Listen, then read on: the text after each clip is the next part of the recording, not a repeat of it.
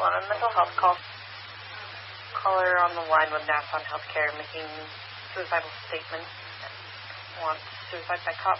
It's a call that can turn in an instant. I just saw a knife in his hand. And police in Sanford say it's becoming all too common. We're having more of those mental health calls on a regular basis. Deputy Chief Matthew Gagne says in many cases they're turning to Maine's yellow flag law to de-escalate these situations.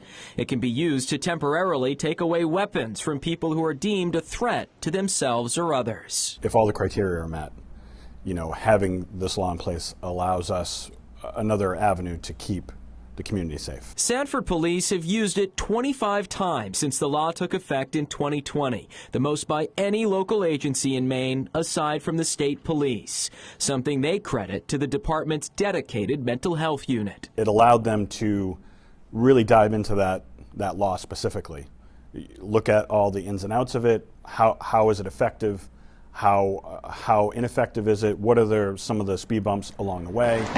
Speed bumps, like the time it takes to complete the yellow flag process. The law works in 3 phases. First, law enforcement take a subject into protective custody. They then have them evaluated by a mental health clinician to see if they indeed pose a threat to themselves or others. If that's the case, it goes to a judge who makes the final call on temporarily taking away that person's firearms. The entire process could take several hours. We work on our end to make it as smooth as possible. Ben Strict is Director of Adult Behavioral Health at Spurwink, which has clinicians available 24 hours a day for yellow flag evaluations. We set up a Zoom link or another Teams link and conduct a telehealth assessment with the individual. He says while the virtual calls have sped the process up, most agencies in Maine still weren't utilizing it. That was until the Lewiston mass shooting. You have the terrible events of last October that have really highlighted the need for the process. The independent commission that investigated what led up to the tragedy found local law enforcement had probable cause to remove the shooter's weapons nearly a month before under the yellow flag process, but failed to do so.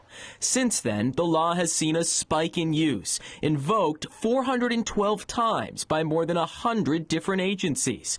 Advocates attribute that to a combination of increased access and awareness. I think it was a realization by also the law enforcement community that we have to do a better job. In Sanford, even before the shootings, the department worked to streamline the process, creating policies and implementing technology they now hope other agencies, especially smaller ones, can learn from. Are there still challenges when it comes to doing this the right way?